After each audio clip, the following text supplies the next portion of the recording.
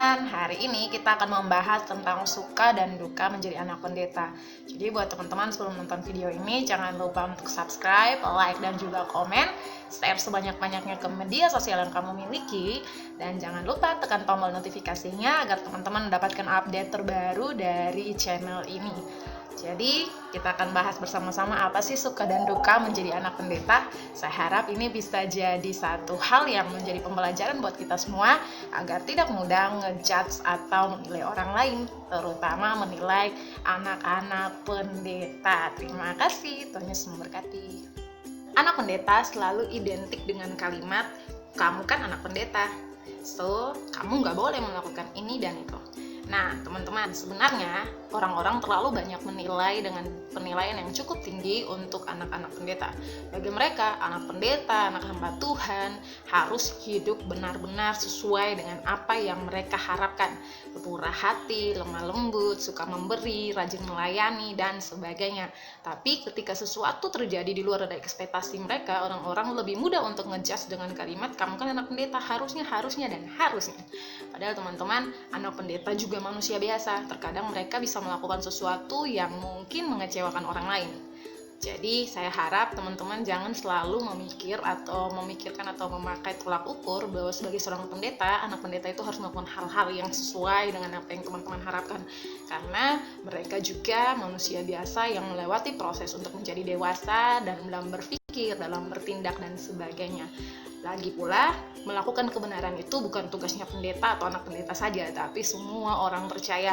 Dimanapun kamu berada, apapun posisimu, di dalam pekerjaan, dalam pendidikan, di tengah-tengah keluarga, di tengah-tengah lingkungan pergaulan, kamu harus jadi berkat senantiasa.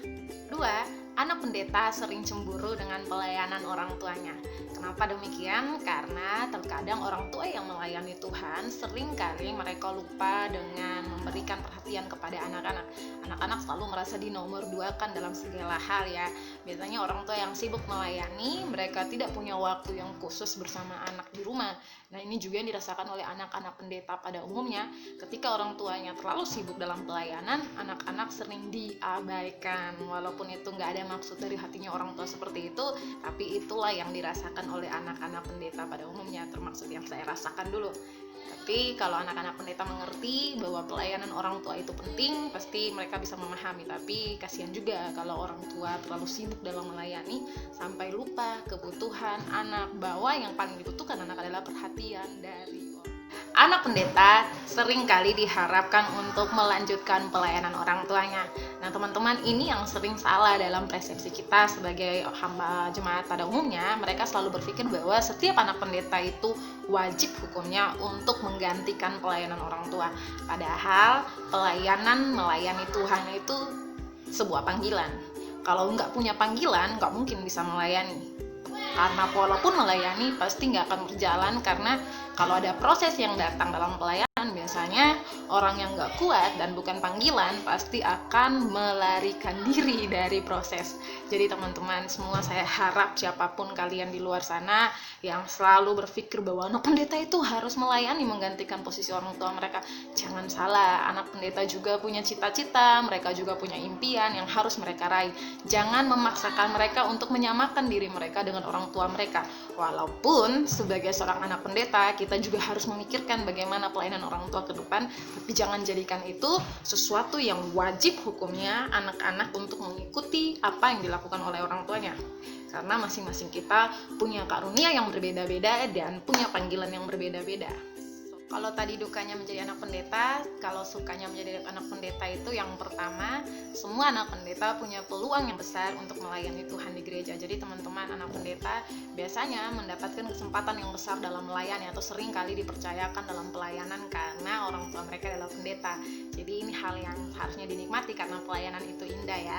Yang kedua, anak pendeta sering kali mendapatkan perlakuan yang spesial dari jemaat. Jadi jemaat selalu menaruh, seperti yang tadi saya katakan, bahwa mereka punya penilaian yang cukup tinggi untuk anak pendeta, sehingga seringkali diperlakukan dengan istimewa oleh jemaat pada umumnya. Di dalam lingkungan pergaulan seringkali dipercaya untuk menjadi tempat untuk berbagi, tempat untuk curhat, dan mencari solusi dari masalah yang dimiliki oleh teman-teman seumurannya. Biasanya teman-teman yang bergaul dengan dia akan selalu menjadikan dia tempat untuk berbagi masalah mereka, dan kadang mereka juga minta untuk didoakan. Jadi kita harus bersyukur sebagai anak pendeta, kita sering dipercaya untuk mendengarkan, membagikan rahasia-rahasia yang teman kita miliki, masalah mereka, dan kita dipercaya untuk mendoakan dan mendukung mereka agar masalah mereka dapat terselesaikan, tentunya di dalam pertolongan Tuhan lewat kita.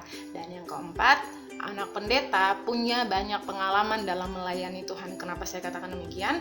Karena biasanya anak pendeta akan melihat bagaimana cara orang tua mereka melayani, bahkan mungkin mereka pun pernah terjun langsung ke dalam pelayanan untuk membantu pelayanan orang tua mereka. Jadi ini hal yang hebat juga, karena kalaupun nanti punya panggilan untuk melayani Tuhan, setidaknya sudah punya pengalaman apa yang harus dilakukan untuk melayani jemaat Tuhan, melayani jiwa-jiwa yang Tuhan percayakan. Jangan lupa untuk subscribe, like, dan juga komen. Dan kalau teman-teman tertarik dengan video ini dan teman-teman ingin ada video apa yang teman-teman pengen saya bahas di sini, silakan di kolom komentar dan saya siap untuk membahasnya bersama dengan teman-teman. Terima kasih.